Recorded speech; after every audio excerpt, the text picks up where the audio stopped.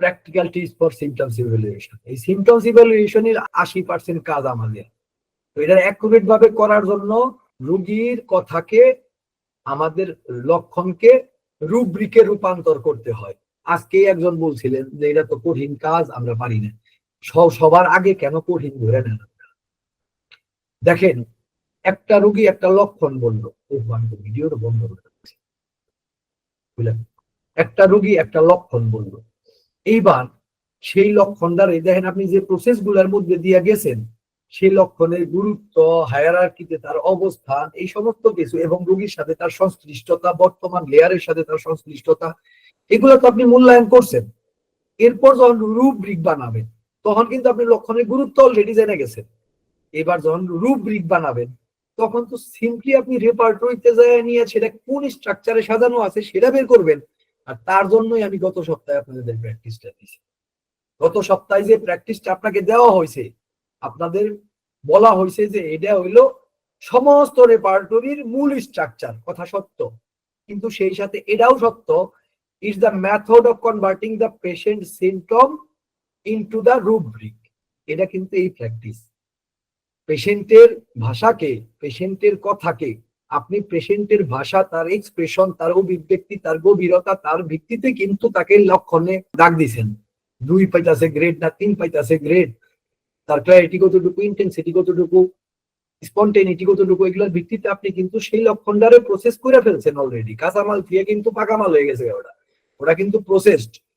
এবার আপনি সর্বশেষ সিদ্ধান্তে আসছেন এই লক্ষণটারে আমি রেপার্টরিতে ঢুকাবো। সেটা কিভাবে ঢুকাবেন? আপনি প্রথমে চ্যাপ্টার খুঁজে বাই করবেন, সিম্পলি এই কাজ, আর কিচ্ছু নাই। চ্যাপ্টার খুঁজে বাই করবেন, তার হেডিং খুঁজে বাই করবেন, মডিফায়ার খুঁজে বাই করবেন, শেষ কাম, কনভার্ট হয়ে গেল। আপনার কিছু ইয়া করানো লাগবে না। এটারই কয় কনভার্সন, এটারই কয় লক্ষণের রুব্রিকে কনভার্সন, রোগীর ভাষাকে রুব্রিকে কনভার্সন। এটা দুইটা অংশ। একটা অংশ আপনি আগে করতেছেন, রোগীর ভাষাকে, তার গভীরতা, তার এক্সপ্রেশন, তার গুরুত্ব, তার ভিত্তিতে তাকে গ্রেডিং করছেন, এটা হলো প্রথম ধাপ। দ্বিতীয় ধাপ হইলো রুব্রিক আকারে রেপার্টরিতে ইনক্লুড করা, এটা হলো দ্বিতীয় ধাপ। এই দুইটা কাজ করলেই এই কাজটা কমপ্লিট হয়ে যায়, যে কনভার্ট করা হয় রোগীর ভাষাকে, রোগীর কথাকে রেপার্টরিতে নেওয়া হয়।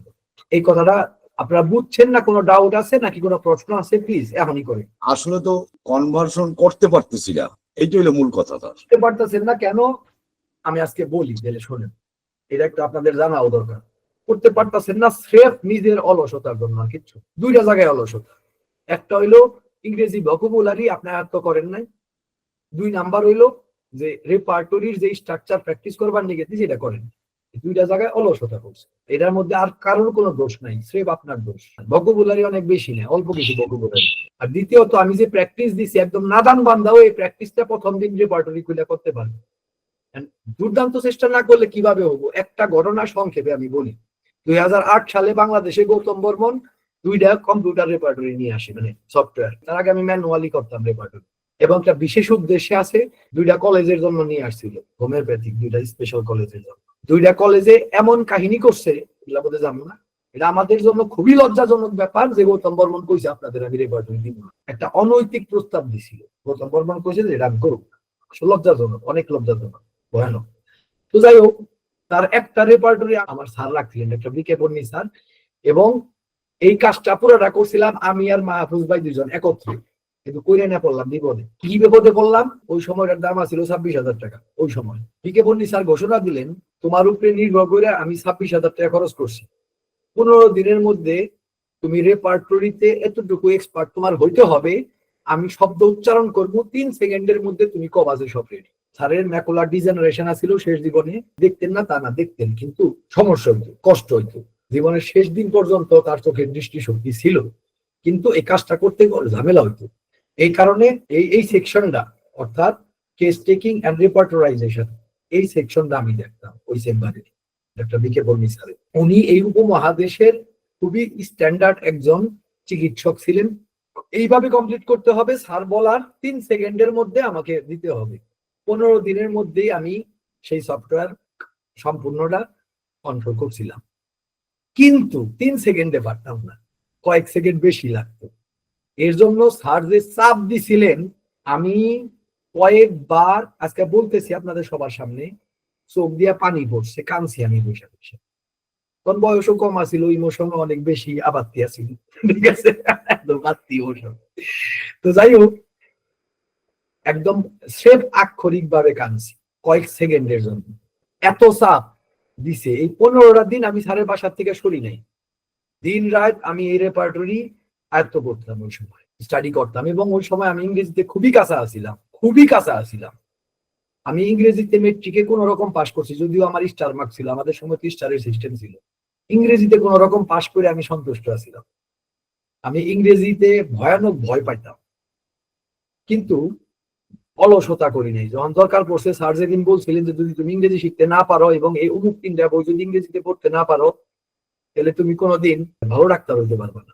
সমস্ত পড়াশোনা বাদ দিয়ে কয়েক মাস, অ্যাকচুয়ালি 2 থেকে 3 মাস সময় লাগছে সম্পূর্ণ ইংরেজি লিটারেচার পড়তে পারতাম না। ওই ভয়ও গেছে, সবই গেছে, আমার পদ্ধতিতে আমি শিখছি একদম নিজস্ব, কোনো শিক্ষকের কাছে না, কিচ্ছু। 16 বছরে যা না হয়েছে 2.5 মাসের মধ্যে তা হয়ে গেছিল। খালি নিজের চেষ্টা, ওই অলসতাটুকু বাদ দিয়ে আমার ব্রেন জাগে কাজে লাগাইছি যে কিভাবে আমি শিখবো, আমার জন্য কোনটা সুইটেবল, তাহলে আমি সেইভাবে শিখছি। প্রথম ধাপ, যেটা নিয়ে আপনাদের অলসতা থাকে। দ্বিতীয় ধাপ হইলো কনভার্টিং, যেটা নিয়ে বলতেছিলাম। তারপরে মাহফুজ ভাই একদিন বিমর্ষ দেখে আমারে কইলো, ভাই আপনার কোনো প্রবলেম হইতাছে কি, আপনার মুখটা খুব বিমর্ষ দেখতেছি। তাহলে বুঝেন যে কোন পর্যায়ের মানসিক আঘাতের মধ্যে আমি পড়ছিলাম। আমি মাহফুজ ভাইরে অনেক দ্বিধা কইরা অ্যাকচুয়ালি চেম্বারের ভিতরের কথা আমি বাইরে কেমনে করে কই। মাহফুজ ভাই তো এখন চেম্বারের অংশ না, যদিও তিনি স্যারের একজন পেশেন্ট, স্যারের পরিচিত অনেকভাবে, অনেক ঘনিষ্ঠ, এবং স্যার খুব নির্ভর করেন মাহফুজ ভাইয়ের উপরে। মাহফুজ ভাইয়ের তখন এই টেকনিক্যাল দক্ষতা, এই বিষয়ে দক্ষতা, ওই আমলে কয়জন মানুষ কম্পিউটারের দক্ষতা ছিল, মাহফুজ ভাই তো অনেক ছিলেন। তার নিজস্ব ইটি প্রতিষ্ঠান কইরা বিদিকিচ্ছে এই অবস্থা, গ্রাফিক্স এর জগতের রাজা তো হবে। মাহফুজ ভাইয়ের যাই না কম্পিউটার কিনলাম, নিয়ে আসলাম। মাহফুজ ভাই কইলেন যে কি ব্যাপার, বিমর্ষ কেন? পরে মাহফুজ ভাইরে আস্তে আস্তে অনেক দ্বিধার পরে কইলাম যে এই সিচুয়েশন। পরে মাহফুজ ভাই যা স্যারের রিকমেন্ড করলো যে স্যার এগুলা তো সবকিছু ওকে হয়ে গেছে, এইটুকু ঘাটতি আছে, এইটুকু ঘাটতিতে কয়েক সেকেন্ড বেশি লাগে, ও কয়েকদিনের মধ্যে ঠিক হয়ে যাবো। তাহলে স্যার ওটারে খুব এলাও করলেন তা না, মুখ গোপি করে চুপ করে বসে রয়েছেন। আচ্ছা, এখন আমি স্যারের কাছে শুকরিয়া আদায় করি, যখন স্যার নাই দুনিয়াতে, এখনো বইয়া বইয়া করি আর কল্পনা করি যে স্যার কিভাবে আসতেছে। পুরো ব্যাপারটাই আসছিল আমারে চাপ দেওয়া, আমারে শেখানো।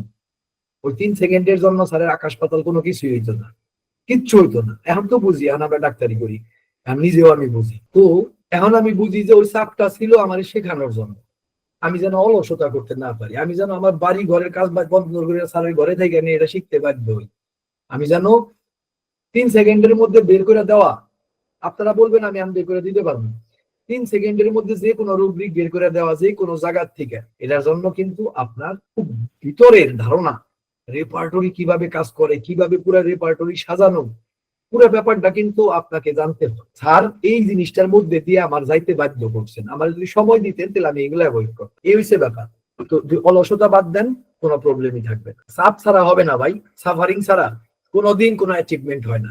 যারা যারা প্র্যাকটিস করেন নাই, আমি কিভাবে তাদেরকে আমি শেখাবো যে আমি একটা প্র্যাকটিস দিছি, আপনারা করলেন না কনভার্সন।